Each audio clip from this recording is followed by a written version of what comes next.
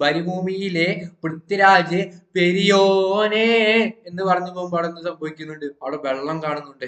ഇവിടെ കുട്ടി അമ്മേന്റെ അടുത്ത് പോകുമ്പോൾ ആ കുട്ടി കാണുന്നത് എന്താണ്? വെള്ളം കാണുന്നുണ്ട്. പക്ഷെ അത് കാണുന്നുണ്ട് ശരിക്കും? ഇല്ല.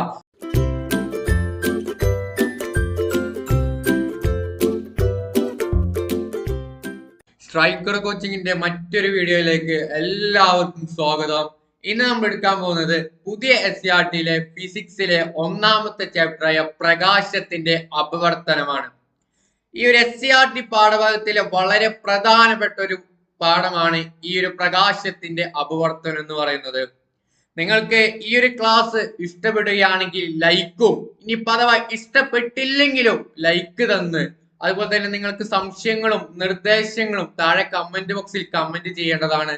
പിന്നെ അതുപോലെ തന്നെ നിങ്ങളെ ഫ്രണ്ട്സിലേക്കും ഇതുപോലെ PSC പഠിക്കുന്ന ടെലിഗ്രാം, വാട്സപ്പ് ഗ്രൂപ്പുകളിലേക്ക് നമ്മളെ ഈ വീഡിയോ ഒന്ന് ഷെയർ ചെയ്യേണ്ടതാണ്. നമ്മളെ ചാനൽ ഒന്ന് സബ്സ്ക്രൈബ് ചെയ്യുക. അതോടൊപ്പം തന്നെ ആ ബെല്ലൈക്കൺ കൂടി ക്ലിക്ക് ചെയ്ത് കഴിഞ്ഞാൽ നമ്മൾ ചെയ്യുന്ന എല്ലാ വീഡിയോസും നിങ്ങൾക്ക് എത്തുന്നതായിരിക്കും. അപ്പൊ നമുക്കിനി കൂടുതൽ വൈകാതെ ക്ലാസ്സിലേക്ക് കടക്കാം. ഒന്നാമത്തെ ഈ ഹെഡിങ് തന്നെ കൊടുത്തിരിക്കുന്നത് എന്താ? പ്രകാശത്തിന്റെ അപവർത്തനം എന്നുള്ളതാണ്. അതിലപ്പോ ഒരു കുട്ടിയോ ഒരു അമ്മന്റെ അടുത്ത് കുറച്ച് സംശയങ്ങൾ ചോദിക്കുന്നുണ്ട്. അതാ കാർ ഓടിച്ചു പോകുന്ന ഒരു അമ്മയും ഒരു മോളും ആണത്. ആ കുട്ടി ചോദിക്കുകയാണ്, അമ്മേ റോട്ടിൽ ഇതാ ഒരു വെള്ളം പോലെ നിൽക്കുന്നു എന്നതാണ്.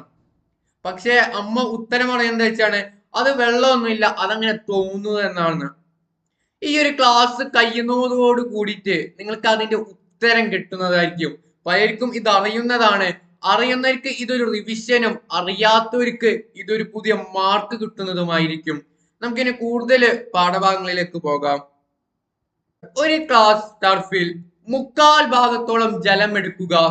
ജലത്തിൽ 1-2 തുള്ളി പാല് ചേർക്കുക. ടർഫ് സുതാര്യമായ പേപ്പർ ഷീറ്റ് കൊണ്ട് അടയ്ക്കുക. ടർഫിൽ ബാക്കി ഭാഗത്ത് പുക നിറച്ച ശേഷം ഒരു ലേസർ ടോർച്ച് കൊണ്ട് നിന്നുള്ള പ്രകാശം. അങ്ങനെയാണ് ചിത്രം 1.2a കാണുന്നത്. എന്തായിരിക്കും അവിടെ സംഭവിച്ചുകൊണ്ടിരിക്കുന്നത്? ആ ചോദ്യം അവിടെ ഉണ്ട്. ടർഫിനുള്ളിൽ ഏതെല്ലാം മാധ്യമങ്ങളിലൂടെയാണ് പ്രകാശരശ്മി കടന്നു പോകുന്നത്? 1 വായുവിലൂടെ കടന്നു പോകുന്നു, 2 ജലത്തിലൂടെ കടന്നു പോവുകയാണ് ഇവിടെ ഒരു വെള്ളം എന്ന് പറയുന്നത്. ഒരു മാധ്യമത്തിലൂടെ മാത്രം സഞ്ചരിക്കുമ്പോൾ പ്രകാശപാത എപ്രകാരമായിരിക്കും? ഒരു മാധ്യമത്തിലൂടെ മാത്രമാണ് പ്രകാശം സഞ്ചരിക്കുന്നെങ്കിൽ അവിടെ വ്യതിയാനം ഒന്നും സംഭവിക്കുന്നില്ല. മറിച്ച് ഒരു മാധ്യമത്തിൽ നിന്ന് മറ്റൊരു മാധ്യമത്തിലേക്കാണ് പോകുന്നതെങ്കിൽ അവിടെ എന്ത് സംഭവിക്കുന്നു? വ്യതിയാനം സംഭവിക്കുന്നു. പ്രകാശത്തിന്റെ പാത മാറുകയാണ്. അവിടെയാണ് ഇവിടെ നമ്മൾ കൊടുത്തിരിക്കുന്നത്. ഒന്നാമത്തെ മാധ്യമത്തിൽ നിന്ന് രണ്ടാമത്തെ മാധ്യമത്തിലേക്ക് പ്രകാശം ചരിഞ്ഞു പ്രവേശിക്കുന്നു. പ്രവേശരശ്മിക്ക് ദിശവ്യതിയാനം സംഭവിക്കുന്നു. അതാണ് ഇവിടെ വായുവിൽ നിന്ന് ജലത്തിലേക്ക് പോകുമ്പോൾ അതാ അവിടെ വ്യതിയാനം സംഭവിക്കുകയാണ്. എവിടെ വെച്ചിട്ടാണ് ഈ വ്യതിയാനം സംഭവിക്കുന്നത്? ആ ഒരു അതിരിൽ വെച്ചിട്ട്, അതായത് വെള്ളവും ജലം കൂടി മാറുന്ന ഒരു അതിരിൽ വെച്ചിട്ടാണ് എന്താ പോകുന്നത്? അവിടെ വ്യതിയാനം സംഭവിക്കുന്നത്. കൂടുതൽ ഭാഗങ്ങളിലേക്ക് കടക്കുന്നോളും അതിനൊക്കെ ഓരോ പേരുകളുണ്ട്. അതൊക്കെ നമ്മൾ പഠിക്കുന്നതായിരിക്കും. ഇനി നമ്മൾ നേരത്തെ പറഞ്ഞു, ഓരോ മാധ്യമത്തിൽ നിന്ന് തന്നെയാണ് അതേ മാധ്യമത്തിലേക്ക് തന്നെയാണ് പ്രകാശം പോകുന്നതിൽ അവിടെ വ്യതിയാനം സംഭവിക്കുന്നില്ല. മറിച്ച് മറ്റൊരു മാധ്യമത്തിൽ നിന്ന് മറ്റൊരു മാധ്യമത്തിലേക്കാണ് പോകുന്നതെങ്കിൽ അവിടെ പ്രകാശ വ്യതിയാനം സംഭവിക്കുന്നു. ഇനി ചെരിഞ്ഞ് പ്രവേശിക്കുമ്പോഴാണ് ഈ അപവർത്തനം നടക്കുന്നത്. നമ്മൾ കൂടുതൽ ഒരു സ്റ്റേറ്റ്മെന്റിലേക്ക് എത്തുന്നതിന് മുമ്പ് നിസ്സാരമായിട്ട് പറയുകയാണെങ്കിൽ ഈ അപവർത്തനം സംഭവിക്കുന്നത് ഒരു മാധ്യമത്തിൽ നിന്ന് മറ്റൊരു മാധ്യമത്തിലേക്ക് ചെരിഞ്ഞ് പ്രവേശിക്കുമ്പോഴാണ് സംഭവിക്കുന്നത്. മറിച്ച് അതൊരു നേരമായിട്ടാണ് സംഭവിക്കുന്നതെങ്കിലോ, അതായത് നേരെ ഇവിടെ ജലത്തിൽ ലംബമായാണ് പതിക്കുന്നെങ്കിലോ അവിടെ യാതൊരു പ്രശ്നം ഉണ്ടാകുന്നില്ല. അത് കൃത്യം അതേപോലെ തന്നെ ആ ലൈറ്റ് വായുന്ന് ജലത്തിലേക്ക് പോകുന്നു. മറിച്ച് അത് ചെരിഞ്ഞാണെങ്കിൽ അവിടെ പ്രകാശ വ്യതിയാനം സംഭവിക്കുന്നു. ഇത്രയേ ഉള്ളൂ. സിമ്പിളാണ് കാര്യങ്ങൾ. പക്ഷെ നമ്മളിങ്ങനെ കുറച്ച് പറയുമ്പോൾ കുറച്ച് വലിച്ചു നീട്ടിയേ ഉള്ളൂ. ചെരിഞ്ഞാണ് ഒരു മാധ്യമത്തിലേക്ക് അത് പ്രവേശിക്കുന്നെങ്കിൽ അപവർത്തനം സംഭവിക്കും. മറിച്ച് അവിടെ സ്ട്രെയിറ്റ് ആയിട്ട് ലംബമായിട്ടാണ് നടക്കുന്നതെങ്കിലോ അവിടെ അപവർത്തനം സംഭവിക്കുകയില്ല. ഇനിതാ അവിടെ ചെറിയൊരു ഡെഫിനിഷൻ രൂപത്തില് നമുക്ക് ഒരു പഠിക്കണ രൂപത്തിൽ തന്നിട്ടുണ്ട്. ഒരു മാധ്യമത്തിലൂടെ പ്രകാശം സഞ്ചരിക്കുമ്പോൾ പ്രകാശപാത നേർരേഖയിലായിരിക്കും.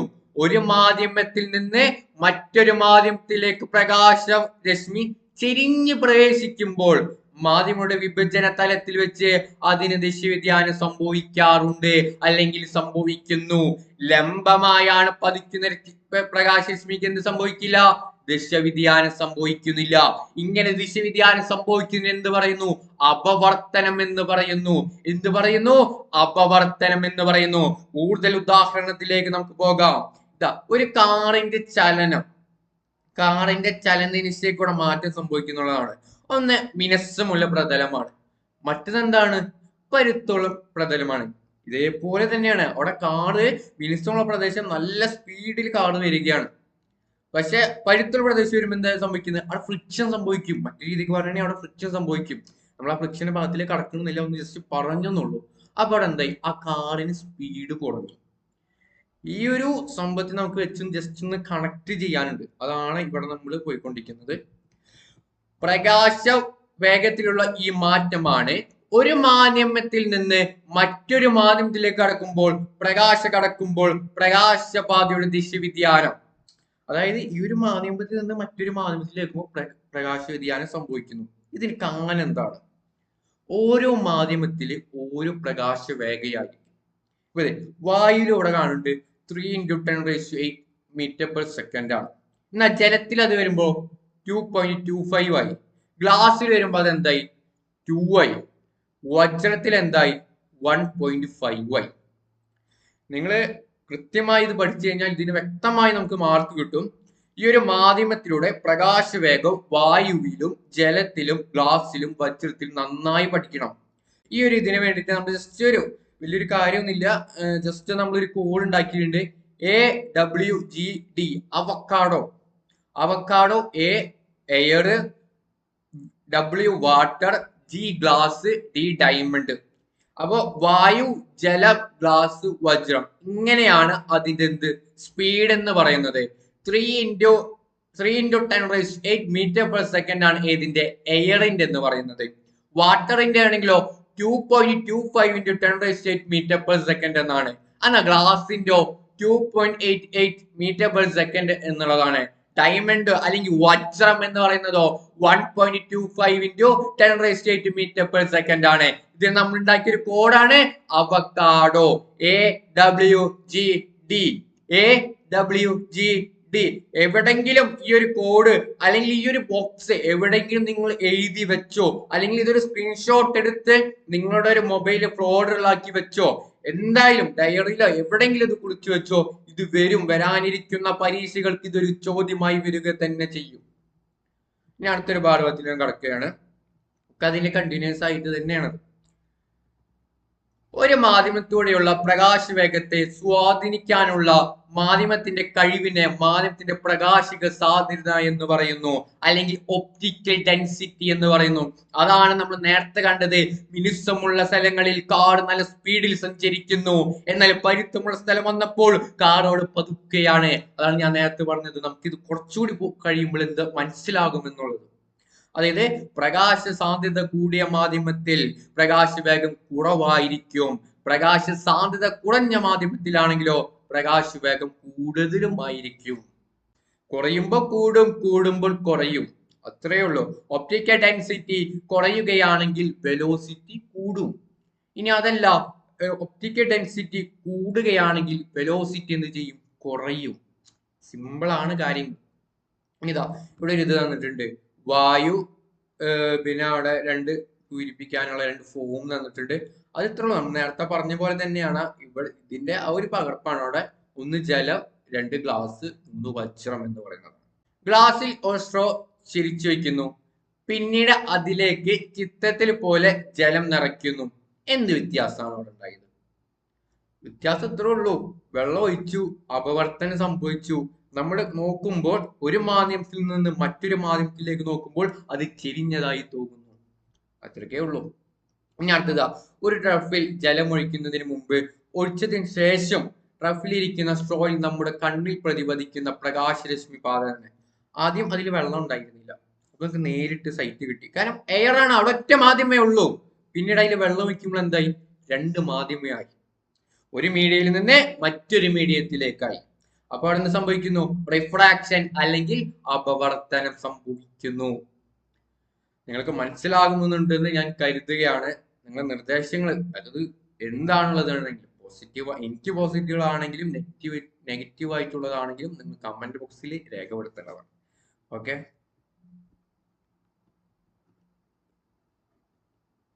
ജലം ഒഴിക്കുന്നതിന് മുമ്പ് ഏത് ഭാഗത്ത് കണ്ണിൽ പതിക്കും? ഇത് നമ്മൾ പറഞ്ഞാണ് ദിശവ്യതിയാനം സംഭവിക്കും എന്ന രീതിക്ക് തന്നെയാണ് അതിന്റെ പോകുന്നത്. ഇതാ അവിടെ ഒരു ഡെഫിനിഷൻ രൂപത്തിൽ കൊടുത്തിട്ടുണ്ട്, ടെക്സ്റ്റ് ബുക്കിലുള്ളതാണ്.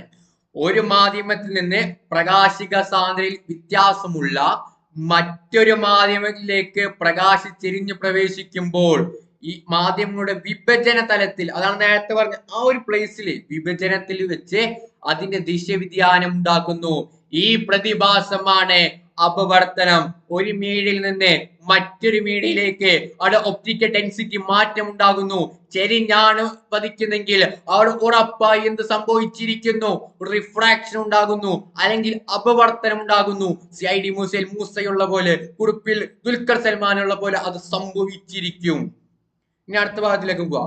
പ്രകാശ അപവർത്തനത്തിന് വിധേയമാക്കാനുള്ള മാധ്യമത്തിന്റെ കഴിവ് അതിന് പ്രകാശ സ്വാതന്ത്ര്യം ആശ്രയിച്ചിരിക്കുന്നു. അപവർത്തനാങ്കം അല്ലെങ്കിൽ റിഫ്രാക്റ്റീവ് ഇൻഡെക്സ് എന്ന് പറയുന്നത് പ്രകാശത്തിന്റെ ശൂന്യതയിലുള്ള വേഗവും ഒരു മാധ്യമത്തിന്റെ വേഗവും തമ്മിലുള്ള അനുപാത സംഖ്യയാണ് ആ മാധ്യമത്തിന്റെ അപവർത്തനാങ്കം അല്ലെങ്കിൽ റിഫ്രാക്റ്റീവ് ഇൻഡെക്സ് എന്ന് പറയുന്നത്. The speed of the vacuum divided by the speed of the media, n is equal to c/v. ഇത്രയേ ഉള്ളൂ.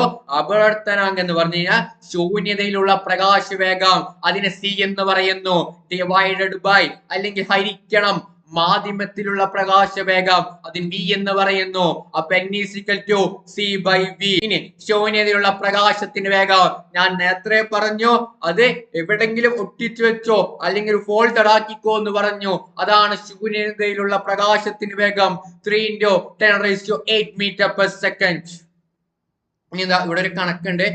ഇതൊക്കെ മുമ്പ് PSC ഒരുപാട് വട്ടം ചോദിച്ച ചോദ്യങ്ങളാണ് ഈ +2 ലെവലിൽ ഉള്ള എക്സാമുകളിലൊക്കെ. അതായത് +2 ലെവലിൽ നമ്മൾ CPO, അതുപോലെ തന്നെ ഫയർഫോഴ്സ്, പിന്നെ സിവിൽ എക്സൈസ് ഓഫീസർ, ഇനി വരാനിരിക്കുന്ന RBI, ഈ ഒരു എക്സാമുകൾക്കൊക്കെ ഇത് ഉറപ്പായിട്ട് ചോദിക്കുന്ന ഒരു ചോദ്യങ്ങളാണ്. ഏതില്ലെങ്കിലൊക്കെ ഇത് കിട്ടും. പിന്നെ അതുപോലെ തന്നെ അത്യാവശ്യം നിലവാരമുള്ള എക്സാമായി സെക്രട്ടേറിയറ്റ് OA, ലാബ് അസിസ്റ്റന്റ് തുടങ്ങിയ എക്സാമുകൾക്കൊക്കെ ഇതൊക്കെ വരും. അപ്പൊ ഇതൊക്കെ നോക്കി ചെയ്യേണ്ടതാണ്. നമുക്ക് ഇനി ജസ്റ്റ് അതിന്റെ ഒരു കണക്ക് ഞാൻ പറഞ്ഞുതരാം. അപ്പൊ വായു, അപ്പൊ അതിന്റെ പ്രകാശ വേഗത്തിലാണ് 3 × 10⁻⁻⁷ m/s. പഠിച്ചോ? 3 × 10⁻⁻⁷ m/s. അപ്പോ അപവർത്തനാങ്കം അല്ലെങ്കിൽ റിഫ്രാക്റ്റീവ് ഇൻഡെക്സ് ആണ് എന്താ? n is equal to c/v. ഇവിടെ വായു അതാണ് തന്നിരിക്കുന്നത്. മാധ്യമം ഏതാണ്? വായു.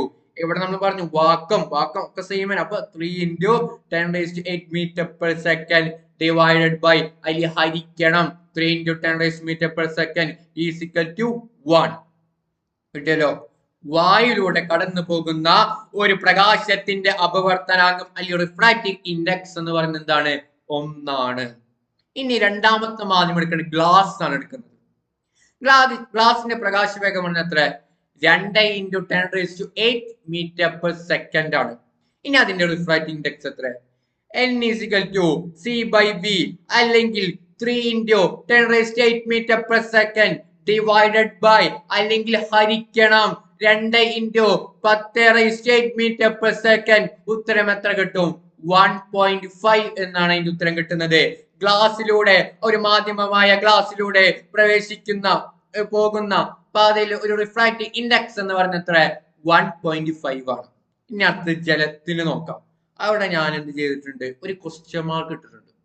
അതിൽ ഉത്തരങ്ങൾ കണ്ടുപിടിച്ചിട്ട് എന്ത് ചെയ്യണം? അത് നമ്മളെ കമന്റ് ബോക്സിൽ ഒന്ന് എഴുതാം കേട്ടോ. സിമ്പിൾ ആണ്. മറ്റിന് വെച്ച് വാക്കത്തിൽ എടുക്കുക, ശൂന്യത എടുക്കുക, ഈ ജലത്തിന്റെ എത്ര സ്പീഡാ നോക്കുക, ഹരിക്കുക, ഉത്തരം എഴുതുക, കമന്റ് ബോക്സിൽ കൊടുക്കുക. സിമ്പിൾ ആണ്. ഇനി അടുത്താണ് വജ്രത്തിന്റെ അപവർത്തനാങ്കം എത്രയാണ്? 2.4. എഴുതി വെച്ചോ, ഉറപ്പായിട്ട് വരും. വജ്രത്തിന്റെ റിഫ്രാക്റ്റീവ് ഇൻഡെക്സ് എത്രയാണെന്ന് അടുത്ത ചോദ്യപേപ്പർ വരുമ്പോൾ നിങ്ങൾ ഉത്തരം എഴുതണം. 2.4a. ഓപ്ഷൻ എ 2.4a കറുപ്പിച്ചോ ഒരു മാർക്കായി. വജ്രത്തിന്റെ അപവർത്തനാങ്കം 2.4. ഓക്കെ, അപവർത്തനാങ്കം അല്ലെങ്കിൽ റിഫ്രാക്റ്റീവ് ഇൻഡെക്സ് കൂടുതലുള്ള മാധ്യമത്തിൽ എന്തായിരിക്കും? പ്രകാശ വേഗം കുറവായിരിക്കും അല്ലെങ്കിൽ വെലോസിറ്റി കുറവായിരിക്കും. പ്രകാശ വേഗവും പ്രകാശ സാന്ദ്രതയും തമ്മിലുള്ള ബന്ധം നിങ്ങൾക്ക് മനസ്സിലായല്ലോ അല്ല? നമുക്ക് മനസ്സിലായിക്കണ് എങ്കിൽ പ്രകാശിക സാന്ദ്രത അപവർത്തനാങ്കവുമായി എന്താണ് ബന്ധം? അത് തന്നെ നമ്മൾ ഇത്ര നേരം പറഞ്ഞത്. എന്താണ്? റിഫ്രാക്റ്റീവ് ഇൻഡെക്സ് കൂടുമ്പോൾ എന്ത് സംഭവിക്കുന്നു? ഒപ്റ്റിക്കൽ ഡെൻസിറ്റി കൂടുന്നു. അല്ലെങ്കിൽ അപവർത്തനാങ്കം കൂടുമ്പോൾ എന്ത് സംഭവിക്കുന്നു? പ്രകാശക സാന്ദ്രത കൂടുന്നു. ഒരു മാധ്യമത്തിൽ നിന്ന് പ്രകാശ സാന്ദ്രത വ്യത്യാസമുള്ള മറ്റൊരു മാധ്യമത്തിലേക്ക് പ്രകാശം ചെരിഞ്ഞ് പ്രവേശിക്കുമ്പോൾ മാധ്യമങ്ങളുടെ വിഭജന തലത്തിൽ വെച്ച് പ്രകാശ വ്യതിയാനം ഉണ്ടാകുന്നു എന്ന് മനസ്സിലായല്ലോ? മനസ്സിലായി. ഇനി നമ്മൾ ഒരു പിക്ചറിലേക്കാണ് പോകുന്നത്. ഇനി നമ്മൾ നേരത്തെ പറഞ്ഞു അതിന്റെ ആംഗിളുകളൊക്കെ എങ്ങനെയാണ്. അവിടെ പതനരശ്മിയും അപവർത്തനരശ്മിയും അപവർത്തന കോണും ഒക്കെ നമ്മൾ പഠിക്കാൻ പോവാണ്. അപ്പൊ ഇവിടെ നമുക്ക് നോക്കാം, ചിത്രം നോക്കാം. ചിത്രം 1.7 കേട്ടോ. 1.7a അതുപോലെ തന്നെ 1.7bയും. ആദ്യം 1.7a വിശദീകരിച്ച ശേഷം 1.7bയിലേക്ക് പോകാം. അപ്പോ ഇവിടെ എ എന്ന് പറഞ്ഞൊരു ലൈറ്റ് ചെരിഞ്ഞ് എന്ത് ചെയ്യാണ്? പതിക്കുകയാണ്. അവിടെ എന്ത് സംഭവിക്കുന്നു? ദിശവ്യതിയാനം സംഭവിക്കുന്നു. വിഭജന തലത്തിൽ വെച്ച് എന്ത് സംഭവിക്കുന്നു? ദിശവ്യതിയാനം സംഭവിക്കുന്നു. എ എന്ന ലൈറ്റ് സി എന്ന രൂപത്തിലേക്ക് ദിശവ്യതിയാനം സംഭവിക്കുന്നു. ഈ എൻ എന്താണ്? അതാണ് ലംബം. അതാണ് ലംബം. ഇപ്പോൾ നോക്കാം, എൻ എന്ന് പറഞ്ഞ എത്രയാണ്? ലംബമാണ്. ഇനി ഈ എ എന്ന് പറയുന്നത് എന്താണ്? അതാണ് പതനരശ്മി എ അല്ലെങ്കിൽ ഇൻസിഡന്റ് റേ. ഇനി സി എന്ന് പറഞ്ഞിട്ടാണ് അപവർത്തന രശ്മി അല്ലെങ്കിൽ എന്ത് പറയുന്നു? Refracted ray. വായുവിൽ നിന്ന് ജലത്തിലേക്ക് കടക്കുമ്പോഴും ജലത്തിൽ നിന്ന് വായുവിലേക്ക് കടക്കുമ്പോഴും അപവർത്തന രശ്മിയുടെ ദിശ വ്യതിയാനം എന്ത് പ്രത്യേകതയാണ് കാണാൻ കഴിയുന്നത്? അവിടെയാണ് നമ്മൾ കടക്കുന്നത്. വായുവിൽ നിന്ന് ജലത്തിലേക്ക് ചരിഞ്ഞ് പ്രവേശിക്കുന്ന പ്രകാശരശ്മിയുടെ ദിശ വ്യതിയാനം എപ്രകാരമാണ്? ഇവിടെ നോക്കിക്കോട്ടോ. ഇതെങ്ങനെയാണ്? ഇവിടെ ഇതാണ് വായുവിൽ നിന്ന് ജലത്തിലേക്ക്. ഇവിടെ ഇത് ലംബത്തോട് അടുക്കുകയാണ്. ഇനി ജലത്തിൽ നിന്ന് വായുവിലേക്ക് ചരിഞ്ഞ് പ്രവേശിക്കുന്ന പ്രകാശരശ്മിയുടെ ദിശ വ്യതിയാനം എന്താ? ലംബത്തിൽ നിന്ന് അകലുകയാണ്. അതെന്താണ് അതങ്ങനെ? ഇനി മറ്റൊരു രീതിക്ക് ഞാൻ പറഞ്ഞു തരാം. ഒരു ലൈറ്റർ മീഡിയത്തിൽ നിന്ന് ഡെൻസർ മീഡിയത്തിലേക്ക് ലൈറ്റ് റേ പോവുകയാണെങ്കിൽ, ലൈറ്റ് റേ പാസ് ചെയ്യുകയാണെങ്കിൽ അവിടെ എന്ത് സംഭവിക്കും? നമ്മൾ വരച്ചിരിക്കുന്ന ലംബത്തിന്റെ അടുത്തേക്ക് അപവർത്തനം ചെയ്ത ശേഷമുള്ള ആ പ്രകാശരശ്മി അടുക്കുന്നു. ഇനി അതല്ല, നേരെ തിരിച്ചാന്ന് വിചാരിക്കാം.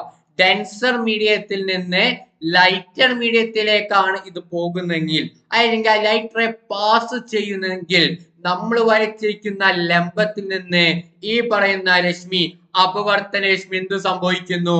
അത് ലംബത്തിൽ നിന്ന് അകലുന്നു. മനസ്സിലായോ? ഒരു വട്ടൂടി പറയാം. അതായത് ഒരു കട്ടി കുറഞ്ഞ മാധ്യമത്തിൽ നിന്നാണ് ഒരു കട്ടി കൂടിയ മാധ്യമത്തിലേക്ക് എന്ത് വരികയാണ്? വെളിച്ചം വരികയാണെങ്കിൽ, അതിൽ പ്രകാശം വരികയാണെന്ന് വിചാരിക്കാം. അപ്പൊ അവിടെ എന്ത് സംഭവിക്കും? അത് അടുക്കും, ആയിട്ടെടുക്കും, ലംബമായിട്ടെടുക്കും. അല്ലെങ്കിൽ അവരുടെ ബന്ധം, ഇപ്പൊ ഒരു കട്ടി കൂടിയ അവരുടെ ബന്ധം അങ്ങനെ ദൃഢമാണ്. അപ്പൊ അവിടെ എന്ത് സംഭവിക്കുന്നു? അവരടുത്തുകൊണ്ടിരിക്കുന്നു. ഇനി അതല്ല, അവരുടെ ബന്ധം ഞാൻ പറഞ്ഞല്ലോ, അതായത് കട്ടി കൂടിയ മാധ്യമത്തിൽ നിന്ന് കുറഞ്ഞ മാധ്യമത്തിലേക്കാണ് പോകുന്നത്. എനിക്ക് ഡെൻസർ മീഡിയത്തിൽ നിന്ന് ലൈറ്റർ മീഡിയത്തിലേക്കാണ് പോകുന്നതെങ്കിൽ അവിടെ എന്താ? ലൈറ്ററാണ്. അവരുടെ ബന്ധം അത്ര ഇതല്ല, ദൃഢമല്ല. അപ്പൊ എന്ത് സംഭവിക്കുന്നു?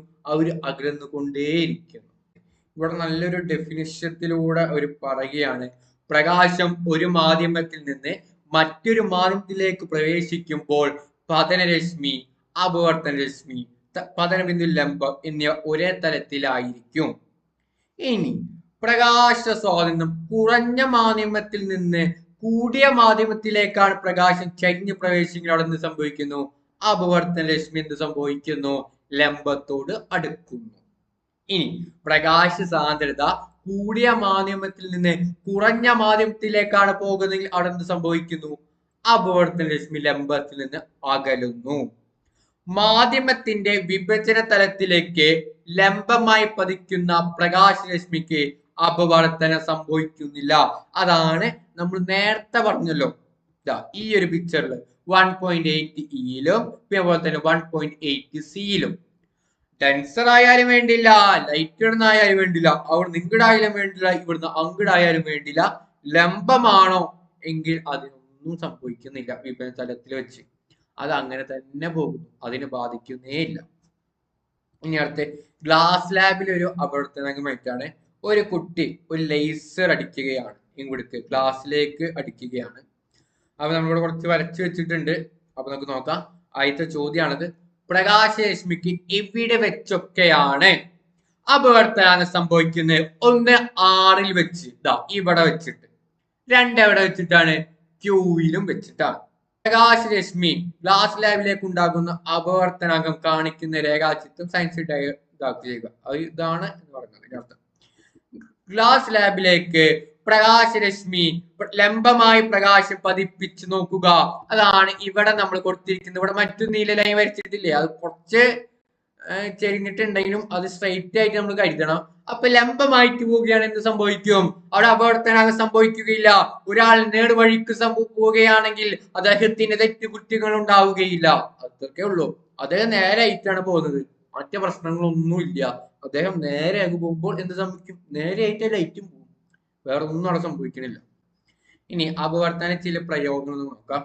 ഒരു പാത്രത്തിൽ നാണയം ഇട്ട ശേഷം നാണയത്തെ നോക്കുക. നമ്മൾ നേരത്തെ പറഞ്ഞ അത് തന്നെയാണ്. ഒരു പാത്രത്തിൽ നാണയം ഇടും വെള്ളം ഇല്ലാതെ, അപ്പൊ നമുക്ക് എന്ത് കിട്ടും? ഡയറക്റ്റ് ആയിട്ട് കിട്ടും. അതിന് വെള്ളം ഒഴിക്കുമ്പോൾ എന്ത് സംഭവിക്കും? അവിടെ അപവർത്തനങ്ങൾ സംഭവിക്കും. അത് ജസ്റ്റ് ഒന്ന് പൊന്തി നിൽക്കണ പോലെ തോന്നും. അതാണ് ഇവിടെ ഈ എക്സ്പെരിമെന്റ്. നമുക്ക് ഈ എക്സ്പെരിമെന്റ് ഇതിൽ ചോദ്യങ്ങൾ അധികം പഠിക്കേണ്ട ആവശ്യമില്ല, എന്ന ആവശ്യമുള്ളത് നമുക്ക് പഠിക്കും വേണം. ഇവിടെ ഇത് കുട്ടികൾക്ക് ചെയ്യാൻ വേണ്ടിയിട്ടുള്ള പറഞ്ഞത്, പക്ഷെ നമുക്കും അത് വരും, അതിന് ചോദ്യങ്ങൾ വരാം. ഓക്കെ,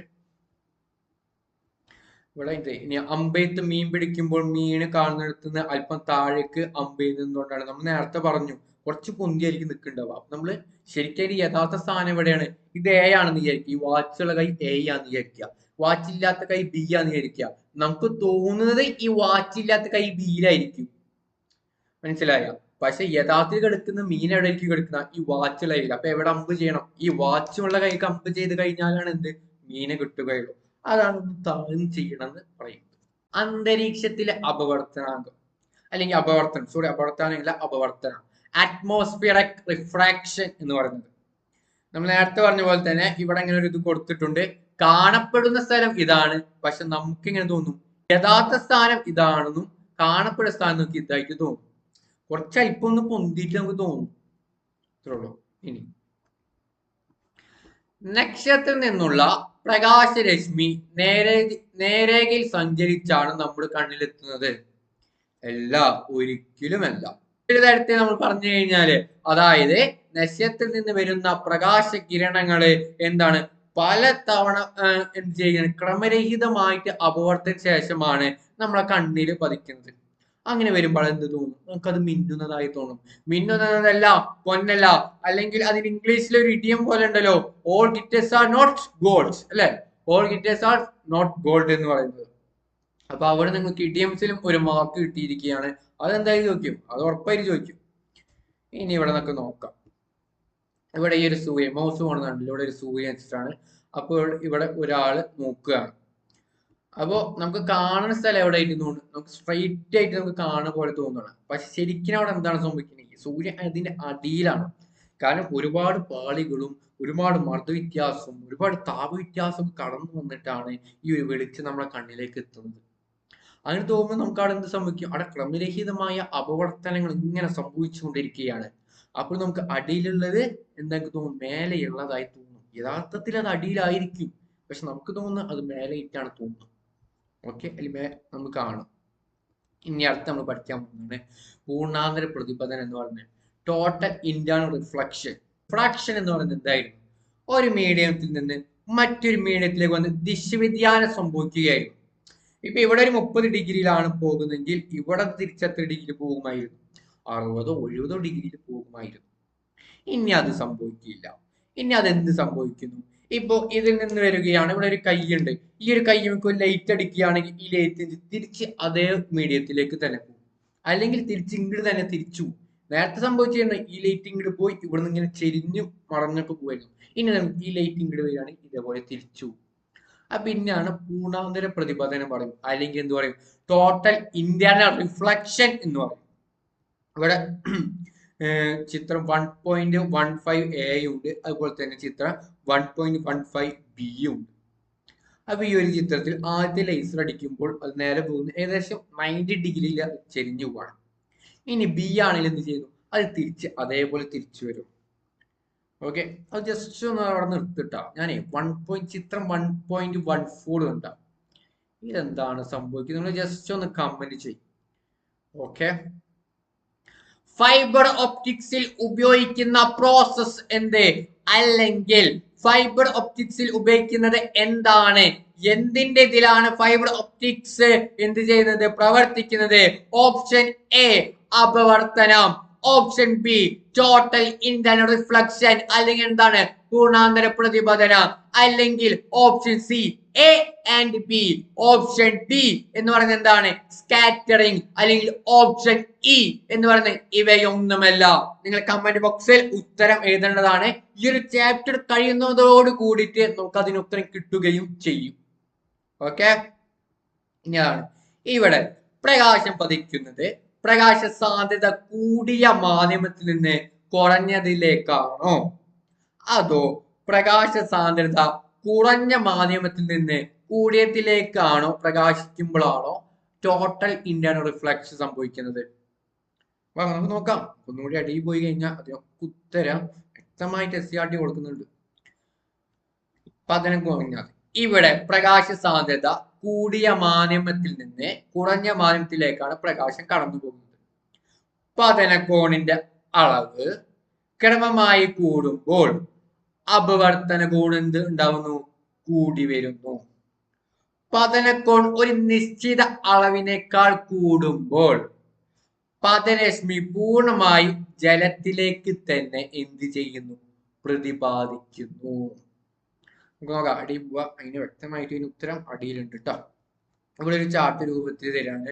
അപ്പൊ ഇവിടെ 1.17 എ ഫിഗർ, ഇതാ ഈ ഒരു എ ഫിഗർ ഇവിടെ 35 ഡിഗ്രിയില് എന്ത് ചെയ്യാണ്? ജലത്തിൽ നിന്ന് വായുവിലേക്കാണ് കേട്ടോ ഇത് പോയിക്കൊണ്ടിരിക്കുകയാണ്. രശ്മി പോയിക്കാണ് 35 ഡിഗ്രിയാണ്.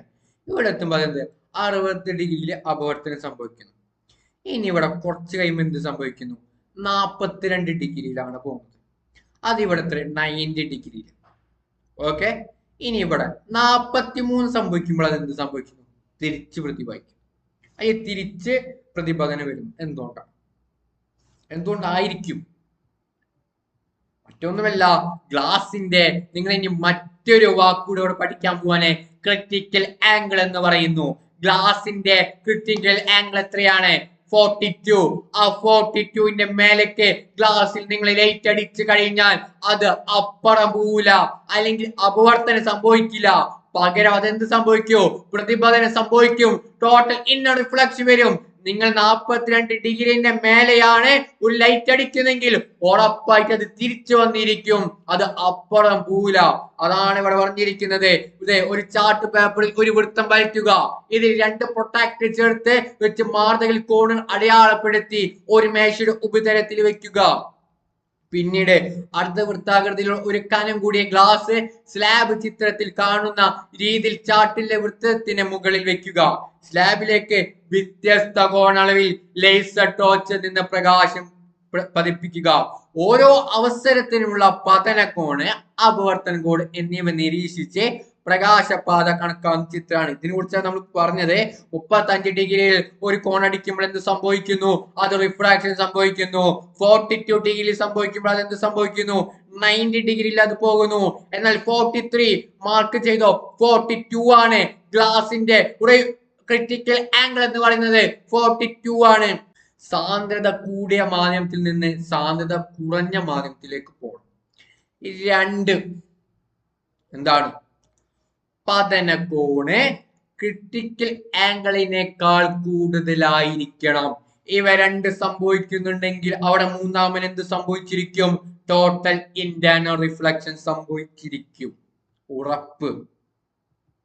ഇനി നോക്കാം. പ്രകാശ സാന്ദ്രത കൂടിയ മാധ്യമത്തിൽ നിന്ന് കുറഞ്ഞ മാധ്യമത്തിലേക്ക് പ്രകാശരശ്മി കടക്കുമ്പോൾ അപവർത്തന കോണ് 90 ആകുന്നു. സന്ദർഭത്തിലെ പതന കോണാണ് ക്രിട്ടിക്കൽ ആംഗിൾ. ഗ്ലാസ് വായു ജോഡിൽ ക്രിട്ടിക്കൽ കോൺ എത്രയാണ്? 42 ഡിഗ്രിയാണ്. ഇനി അതിന്റെ അടിയിലേക്ക് നോക്കുക. അതെ, ഈ ഭാഗം നോക്ക്. പ്രകാശ സാന്ദ്രത കൂടിയ മാധ്യമത്തിൽ നിന്ന് കുറഞ്ഞ മാധ്യമത്തിലേക്ക് പ്രകാശരശ്മി സഞ്ചരിക്കുമ്പോൾ പതന ക്രിട്ടിക്കൽ കോണിനേക്കാൾ കൂടുതലായാൽ ആ രശ്മി അപവർത്തനത്തിന് വിധേയമാകാതെ അതേ മാധ്യമത്തിലേക്ക് പൂർണ്ണമായും പ്രതിപദിക്കുന്ന പ്രതിഭാസമാണ് പൂർണ്ണാന്തര പ്രതിപതനം. സിമ്പിളായിട്ട് പറഞ്ഞു കഴിഞ്ഞാല് സാന്ദ്രത കൂടിയ മാധ്യമത്തിൽ നിന്ന് സാന്ദ്രത കുറഞ്ഞ മാധ്യമത്തിലേക്ക് വരികയാണ്, അല്ലെങ്കിൽ ഡെൻസർ മീഡിയത്തിൽ നിന്ന് ലൈറ്റർ മീഡിയത്തിലേക്ക് വരികയാണ്. Condition number 1. ഇനി കണ്ടീഷൻ നമ്പർ 2 എന്താണ്? അവിടെ ക്രിട്ടിക്കൽ ആംഗിളിനേക്കാളും എന്ത് കൂടണം? ഇൻസിഡന്റ് ആംഗിൾ കൂട്ടിയിരിക്കണം, അല്ലെങ്കിൽ എന്ത് വേണം? പതന കോൺ കൂടിയിരിക്കണം. ഈ രണ്ട് കണ്ടീഷൻ സ്യൂട്ടബിൾ ആവുകയാണെങ്കിൽ, ഈ രണ്ട് കണ്ടീഷൻ അവിടെ നടക്കുകയാണെങ്കിൽ മൂന്നാമത് അവിടെ നടക്കോ? പൂർണ്ണാന്തര പ്രതിപതനം നടന്നിരിക്കും, അല്ലെങ്കിൽ ടോട്ടൽ ഇന്റേണൽ റിഫ്ലക്ഷൻ നടന്നിരിക്കും. ഇനി ഇവിടെ രണ്ട് സംഭവിക്കുന്നു. ഒന്ന് എ 51 ഡിഗ്രി, ഇനി ബി 48.6. ഇതാ ജലത്തിന്റെ ക്രിട്ടിക്കൽ ആംഗിൾ എത്രയെന്ന് ചോദ്യം വന്നു കഴിഞ്ഞാൽ എഴുതിക്കോ 48.6 ആണ്. ഗ്ലാസിനാണ് എഴുതിക്കോ 42 ആണ്. ഇവിടെ വ്യക്തമായിട്ട് നമുക്ക് കാണാൻ കഴിയുന്നുണ്ട്. ഇവിടെ എന്റെ ഈ ഒരു 48 ഡിഗ്രിന്റെ മേലെ 51 ഡിഗ്രിയിലാണ് ഇത് ലൈറ്റ് വന്നപ്പോൾ അത് തിരിച്ചു വന്നു. ഇവിടെ അതുപോലെ തന്നെ ഗ്ലാസിന്റെ 42 ക്രിട്ടിക്കൽ ആംഗിളിനേക്കാൾ കൂടുതൽ വന്നപ്പോൾ അത് എന്ത് വന്നു? തിരിച്ചു വന്നു. ഇതാണ് ഇവിടെ പൂർണ്ണവ്യതിയാനം. അത് നമ്മൾ നേരത്തെ പറഞ്ഞത് തന്നെയാണ്. ഈ പൂർണ്ണവ്യതിയാനത്തിന് മറ്റൊരു ഉദാഹരണമാണ് എന്താണ്? നമ്മളിവിടെ ഒരു കുട്ടി അക്കൂറിയത്തിലേക്ക് നോക്കുകയാണ്. അങ്ങനെ അവിടെ നോക്കുമ്പോൾ അവിടെ എന്ത് സംഭവിക്കുകയാണ്? ആ മീനൊക്കെ ഒന്ന് പൊന്തി നിൽക്കുന്നത് പോലെ സംഭവിക്കുകയാണ്. അതെന്താണ്? അത് ഈ ഒരു പൂർണ്ണ പ്രതിബദ്ധത്തിന് കാരണമാണ്, അല്ലെങ്കിൽ ടോട്ടൽ ഇന്റേണൽ റിഫ്ലക്ഷത്തിന് കാരണമാണ്. ഓക്കെ, നമുക്ക് അടുത്ത പേജിലേക്ക് പോകണം. ഏകദേശം ചാപ്റ്റർ കഴിയാനായി. ഏകദേശം ഒരു എളുപ്പമുള്ള ചാപ്റ്ററാണ്. പക്ഷെ എന്താ വെച്ചാൽ ഈ ലംബം എന്താണെന്ന് മനസ്സിലാക്കണം, പ്രതിപതന കോൺ എന്താണെന്ന് മനസ്സിലാക്കണം, അപവർത്തന കോൺ എന്താണെന്ന് മനസ്സിലാക്കണം. അതിനെന്തൊക്കെ മനസ്സിലാക്കിയ തന്നെ ആര് വേണം? നല്ലൊരു സാറുമാര് വേണം. അത് നിങ്ങളുടെ മുന്നിലുണ്ട്. ഓക്കെ, ഇനി അക്വേറിയത്തിലെ അടിത്തട്ടിൽ നിന്ന് വരുന്ന പ്രകാശത്തിന് ജലമുദ്രത്തിൽ വെച്ച് പൂർണ്ണാന്തര പ്രതിപതനം സംഭവിക്കുന്നത് കണ്ടു. അതുകൊണ്ട് തന്നെ എന്ത്? അക്വേറിയത്തിന്റെ അടിത്തട്ട് മുകളിലായി കാണും. ഇത്ര സിമ്പിളാണ്. അവിടെ എന്ത് സംഭവിക്കുന്നു? പൂർണ്ണാന്തര പ്രതിപതനം സംഭവിക്കും. ഇനി ഇവിടെ ഒരു പിക്ചർ കൊടുത്തിരിക്കുന്നത് ഇത് ഒപ്റ്റിക്കൽ ഫൈബർ ആണ്. ഈ ഒപ്റ്റിക്കൽ ഫൈബറിൽ എന്ത് സംഭവിക്കുന്നത്? ഇവിടെ ഇങ്ങനെ പോകും, ഇങ്ങനെ പോകുന്നു, ഇങ്ങനെ പോകുന്നു, ഇങ്ങനെ കിട്ടും. ഇവിടെയൊക്കെ പൂർണ്ണാന്തര പ്രതിപതനം സംഭവിക്കുകയാണ്. ഒപ്റ്റിക്കൽ ഫൈബർ ഞാൻ നേരത്തെ കൊണ്ട് ഉത്തരം എഴുതാൻ പറഞ്ഞിരുന്നു. അതിന് ഉത്തരം എന്താണ്? അതിന് ഉത്തരത്തിൽ ചെറിയൊരു കൺഫ്യൂഷൻ ഉണ്ട്. അത് പല ചോദ്യപേപ്പറിൽ പലതും വന്നിട്ടുണ്ട്. അതുകൊണ്ടാണ് അവിടെ ഉത്തരം ഞാൻ എന്ത് കൊടുത്തത്? എ ആൻഡ് ബി എന്ന് കൊടുത്തത്. അവിടെ ഫ്രാക്ഷൻ ഉണ്ട്, അതുപോലെ എന്തുണ്ട്? അവിടെ ഇന്റേണൽ റിഫ്ലക്ഷൻ ഉണ്ട്, പൂർണ്ണാന്തര പ്രതിപതനം ഉണ്ട്. അതിനുത്തരം നിങ്ങൾക്ക് കൂടുതൽ പോകുമ്പോൾ നിങ്ങൾക്ക് മനസ്സിലായിക്കൊണ്ടിരിക്കും.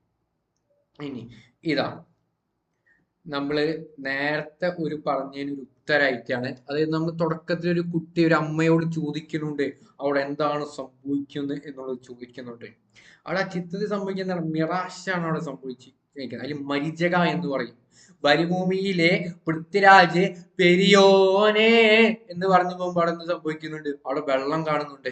ഇവിടെ കുട്ടി അമ്മേന്റെ അടുത്ത് പോകുമ്പോൾ ആ കുട്ടി കാണുന്നത് എന്താണ്? വെള്ളം കാണുന്നുണ്ട്. പക്ഷെ അത് കാണുന്നുണ്ട് ശരിക്കും? ഇല്ല.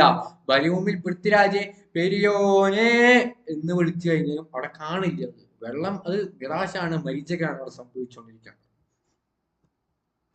ഇനി ഈ ഇവിടെ പ്രതിപദിക റോഡിൽ രൂപപ്പെടുന്ന പോലെ തോന്നും ഈ പ്രതിഭാസമാണ് മരീചിക എന്ന് പറയുന്നത്. ഇത് എന്തുകൊണ്ടാണ് ഇതിന് കാരണം? പൂർണ്ണ പ്രതിപതനമാണ് ഇതിന് കാരണം. നമ്മൾ നേരത്തെ അതിന് ഉത്തരം പറഞ്ഞതാണ്. ഇനി ജസ്റ്റ് ഒന്ന് അതൊന്ന് എക്സ്പ്ലെയിൻ ചെയ്ത് കാണിച്ചത്. റോഡിന് ചേർന്നുള്ള ഭാഗത്ത് വായുവിന് എന്തായിരിക്കും? ചൂട് കൂടുതലായതിനാൽ അവിടെ പ്രകാശ സാന്ദ്രത കുറവായിരിക്കും. അത് ചെറിയൊരു പോയിന്റ് ഉണ്ട്. എന്താണ്? ചൂട് കൂടുമ്പോൾ പ്രകാശ സാന്ദ്രത കുറയും. എന്നാൽ മുകൾ ഭാഗത്ത് പോകുന്ന ഒരു വായുവിന്റെ പ്രകാശ സാധ്യത ക്രമമായി വർദ്ധിച്ചു വരും. അവിടെ അടിയിൽ ഭയങ്കര ചൂടാണ്. അപ്പോൾ അവിടെ എന്താണ് പ്രകാശ സാധ്യത കുറവായിരിക്കും. പക്ഷെ പിന്നീട് ഇങ്ങനെ കേടി വരുമ്പോൾ അവിടെ പ്രകാശ സാധ്യത കൂടും. അങ്ങനെ വരുമ്പോൾ എന്താ നമ്മൾ നേരത്തെ പറഞ്ഞ കണ്ടീഷനിലൊക്കെ അവിടെ വരികയാണ്. കൂടിയ മാധ്യമത്തിൽ നിന്ന് കുറഞ്ഞ മാധ്യമത്തിലേക്ക് വരികയാണ്. അങ്ങനെ സംഭവിക്കില്ല. എന്ത് സംഭവിക്കും? അവിടെ പൂർണ്ണ പ്രതിബന്ധനം സംഭവിക്കും. അല്ലെങ്കിൽ ടോട്ടൽ ഇന്ത്യൻ റിഫ്ലക്ഷൻ സംഭവിക്കുന്നു. ആ ടോട്ടൽ ഇന്ത്യൻ റിഫ്ലക്ഷന്റെ ആപ്ലിക്കേഷൻ ആണ് എന്ത്? മരീചിക അല്ലെങ്കിൽ മിറാഷ് എന്ന് പറയും. നമുക്ക് +1 ഫിസിക്സിലൊക്കെ എന്ത് പറയുന്നത് ബർണോൾസ് തീരത്തിന്റെ ആപ്ലിക്കേഷനുകളൊക്കെ പഠിക്കാനുണ്ട്. അതുപോലെ തന്നെ അത് നമ്മൾ ആധുനിക രീതിയിൽ നമ്മൾ ഭൗതികമായിട്ട് നമ്മൾ അത് ഉപയോഗിക്കുന്നു. ഇതല്ലാതെ നമ്മൾ പ്രകൃതി കാണിച്ചു തരികയാണ് മരീചിക അല്ലെങ്കിൽ മിറാഷ് എന്ന് പറയുന്നത്. ഇനി അടുത്തത് പൂർണ്ണ പ്രതിബന്ധത്തിന്റെ പ്രയോജനങ്ങളാണ്. ഒന്ന് എന്ന് പറയുന്നത് എന്താണ്? റിഫ്ലക്റ്റർ എന്നതാണ്. രണ്ട് നിന്ന് പ്രിസമാണ്. അപ്പോൾ ഇതൊക്കെ ഗ്ലാസിന്റെ ക്രിറ്റിക്കൽ കോൺ അടിസ്ഥാനമാക്കിയിട്ടാണ് ഇതൊക്കെ വർക്ക് ചെയ്യുന്നത്. ഇവിടെ ഒക്കെ സംഭവിക്കുന്നത് എന്താണ്? പൂർണ്ണ പ്രതിബന്ധനം സംഭവിക്കുന്നത്. ഓക്കെ, അപ്പൊ അതിന്റെ ഇതിലാണ് റിഫ്ലക്റ്റർ ഉണ്ട്. അതുപോലെ തന്നെ അതിനെന്താണുള്ളത്? പെരിസ്കോപ്പ് ഉണ്ട്. പിന്നെ നമ്മൾ നേരത്തെ പറഞ്ഞ ഒപ്റ്റിക്കൽ ഫൈബർ ഉണ്ട്. ഒപ്റ്റിക്കൽ ഫൈബർ ഉപയോഗിക്കുന്ന ഏത് രംഗത്താണ്? മെഡിക്കൽ രംഗത്ത് ഉപയോഗിക്കുന്നു. മെഡിക്കൽ രംഗത്ത് വളരെയധികം ഇത് ഉപയോഗിക്കുന്നു. വാർത്താവിനിമയ രംഗത്ത് ഉപയോഗിക്കുന്നു. ആയുധ മേഖലയിൽ ഇത് ഉപയോഗിക്കുന്നു. അതാണ് ഒപ്റ്റിക്കൽ ഫൈബർ. നോക്കിക്കോ, അതാണ് എൻഡോസ്കോപ്പിയുടെ ചിത്രമൊക്കെ ഇവിടെ സൈഡിലുണ്ട് കേട്ടോ. ഇനി നമ്മളൊരു ചെറിയൊരു താരതമ്യത്തിലേക്ക് പോവാണ്. മനുഷ്യരുമായിട്ട് നമ്മൾ ഒരിക്കലും താരതമ്യം ചെയ്യലെന്നാണ്. പക്ഷെ ഇവിടെ നമ്മൾ മറ്റൊരു താരതമ്യത്തിലേക്ക് പോവാണ്. നമുക്ക് മാർക്ക് കിട്ടുള്ളൂ. അപ്പൊ പൂർണ്ണാന്തര പ്രതിപതനം അല്ലെങ്കിൽ എന്താണ് സമതല ദർപ്പണങ്ങളിൽ നിന്നുള്ളൊരു വ്യത്യാസമാണ് കാണുന്നത്. അപ്പൊ ഇതിനെ ദർപ്പണത്തിൽ നിന്നുള്ള പ്രതിപതനം നമ്മൾ എന്ത് 1 എന്നും പൂർണ്ണാന്തര പ്രതിപതനം നമ്മൾ 2 എന്നും സംഭവിക്കുന്നു. അപ്പോൾ ദർപ്പണത്തിൽ എന്താണ് സംഭവിക്കുന്നത്? പ്രകാശരശ്മി പൂർണ്ണമായിട്ടും എന്ത് ചെയ്യുന്നില്ല? പ്രതിപദിക്കുന്നില്ല. എന്നാൽ ടോട്ടൽ ഇന്റേണൽ റിഫ്ലക്ഷൻ എന്ത് സംഭവിക്കുന്നു? അല്ലെങ്കിൽ പൂർണ്ണാന്തര പ്രതിപതനത്തിൽ എന്ത് സംഭവിക്കുന്നു? പൂർണ്ണമായും അതെന്ത് ചെയ്യുന്നു? പ്രതിപദിക്കുന്നു. ഇനി ദർപ്പണത്തിൽ നിന്ന് എന്ത് സംഭവിക്കുന്നു? പ്രതിഫലനത്തിൽ ഏത് പതനം കോണിൽ പ്രതിച്ചാലും എന്ത് സംഭവിക്കും? ദർപ്പണത്തിൽ അത് തിരിച്ച് പ്രതിപതനം ചെയ്യും. ഇന്ന കോണെന്നോ ക്രിറ്റിക്കൽ ആംഗിളൊന്നും ഒന്നും വേണമെന്നില്ല. എന്നാൽ പൂർണ്ണാന്തര പ്രതിഫലനത്തിൽ എന്ത് വേണം? ക്രിറ്റിക്കൽ ആംഗിളിനേക്കാളും കൂടുതൽ വേണം എന്നൊരു ഇതുണ്ട്. അപ്പൊ ഇവിടെ രസമാണ്. അത് നമ്മൾ ഇത്ര നേരം പഠിച്ച് നിങ്ങൾക്ക് മനസ്സിലായിട്ടുണ്ടെങ്കിൽ നമുക്കത് മനസ്സിലാവും. അപ്പോൾ ഈ ഒരു ചാപ്റ്റർ നമ്മളിത് അവസാനിച്ചു. ഏകദേശം ഈ ഒരു പേജിൽ കൂടി ഇത് അവസാനിക്കുകയാണ്. അപ്പോൾ ഈ ചാപ്റ്ററിൽ നിസ്സാര കാര്യമാണ് പറയുന്നത്. പക്ഷെ നമ്മളെ ജീവിതത്തിൽ ഇത് നമ്മൾ പഠിക്കുകയാണെങ്കിൽ ജീവിതത്തിലെ ഉപകാരം ഉണ്ടോ എന്ന് എനിക്ക് അറിഞ്ഞൂടാ. പക്ഷെ ഇത് പഠിച്ച് മാർക്ക് കിട്ടി നമുക്ക് എന്ത് റാങ്ക് ലിസ്റ്റിൽ വരാം. റാങ്ക് ലിസ്റ്റ് വന്നു കഴിഞ്ഞാൽ അഡ്വൈസ് വരും. അഡ്വൈസ് വന്നു കഴിഞ്ഞാൽ ഞങ്ങൾക്ക് ഇത് കിട്ടും, അപ്പോയിന്റ്മെന്റ് കിട്ടും. അപ്പോയിന്റ്മെന്റ് കിട്ടി കഴിഞ്ഞാൽ പണിക്ക് പോവാം. പണിക്ക് പോയി കഴിഞ്ഞാൽ എന്ത് കിട്ടും? ശമ്പളം കിട്ടും. പിന്നെ പ്രൊമോഷൻ കഴിഞ്ഞ് കഴിഞ്ഞാൽ നമുക്ക് എന്ത് ചെയ്യാം? നമുക്ക് ലീവും എടുക്കാം. ഈ ഒരു ക്ലാസ് ഇത്ര നേരം കേട്ടതിന് നന്ദി പറയുകയാണ്. ഇനി മറ്റൊരു വീഡിയോ ആയിട്ട് മറ്റൊരു സൂപ്പർ ക്ലാസ് ആയിട്ട് നമുക്ക് വീണ്ടും കണ്ടുമുട്ടാം. Bye bye.